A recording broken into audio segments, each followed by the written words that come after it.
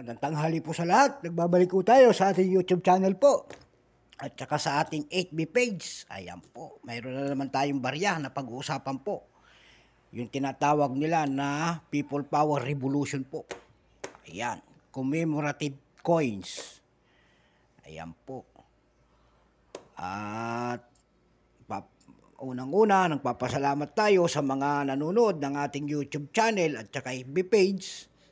Pakipindot naman po sa ang ating notification bell para ma-update po kayo sa mga susunod pang ating mga vlog tungkol sa ating mga world coins, old coins, tsaka yung mga bago nating mga coins. Ayan po. Ayan, ang pag-usapan natin ngayon, tatalakayin po natin itong 1988 at saka 1988 hanggang 1998 po. Dekada ng kulturang Pilipino po. Ayan. Dekada pala ito ng kulturang Pilipino. Ayan po, 1 peso. 1989. Ayan po. Pagsamantala po, kikilalanin natin ang kasaysayan ng coins na ito. Issue po, Philippines. Period po, Republic, 1946, up to date. Type po, circulating commemorative coins. Year, 1989. Value, piso, 1967, up to date. Composition po, copper nickel po. Weight po, kanyang bigat, 9.5 grams. Diameter po, 28.5 mm. Thickness po, 1.9 mm. Shape po, syempre round. Orientation, middle alignment po. Demonetize po ito noong May 1, 2000. Ayan po. Number po, N-6138. Reference number po, KM-951. Ayan po. Magandang umaga po, magandang tanghali po sa lahat. Ito na po ang kanyang pagkakakilanlan.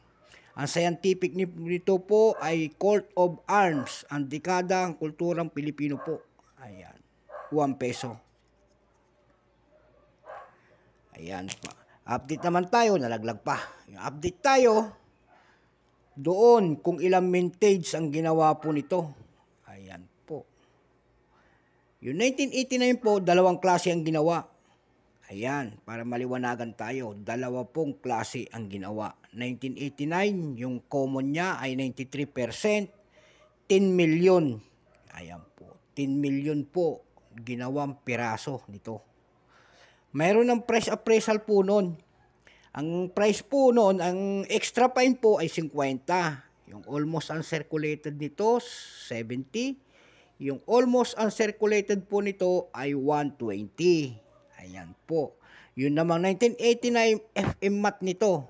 Ayan po. Dako lang tayo sa FM mat nito. Ito yata yung mat.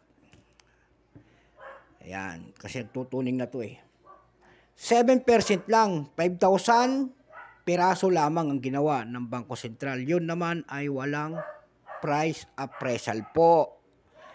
Ayan po. Tayo naman dumako doon sa numista.com kung magkano na mga presyo ng mga ganito.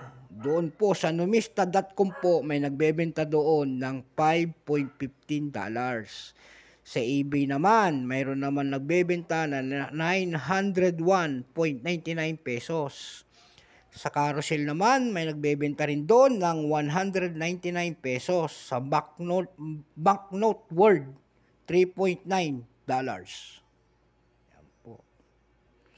Marami tayong website na pinag-anapan ng presyo nito. Kaso nga lang, konti lang ang detalye nito. Ayan po. Nakikita nyo po yung mga iba-ibang klaseng tao. Ayan po, mga sinaunang panahon po. Ayan. At saka yung mga kultura nila nung sinauna natin. Pagtalikod po, makikita nyo po yung Coat of Arms at tawagin nila. Malabo na po, leon, agila, simbolo ng Espanya yung ang leon, simbolo ng agila, may tatlong bituin dyan, Luzon, Visayas, Mindanao. Republika ng Pilipinas, year, ayan po. Meat mark, ayan po, tsaka 1 peso. So, ayan, naliwanagan tayo sa presyo nito. At hanggang dito na lamang po ang ating vlog sa tanghaling ito. Luzon, Visayas, Mindanao po, kung saan kayong panig ng mundo po. Keep safe po. Tuloy-tuloy lang tayo sa ating journey na pangunguleksyon ng mga lumang barya at saka mga bagong barya, world coins. Ayan po. At binabati natin lahat ng mga kolektor natin dyan. Magandang tanghali po, Boss Abby Reyes. Yan. Waray Coins, Coins TV, Usapang Barya PH. Ayan po. At Money Collector po, yung ating veterano, Christopher Segovia po. At hanggang dito na lamang po ang ating vlog sa tanghaling ito. Bye-bye.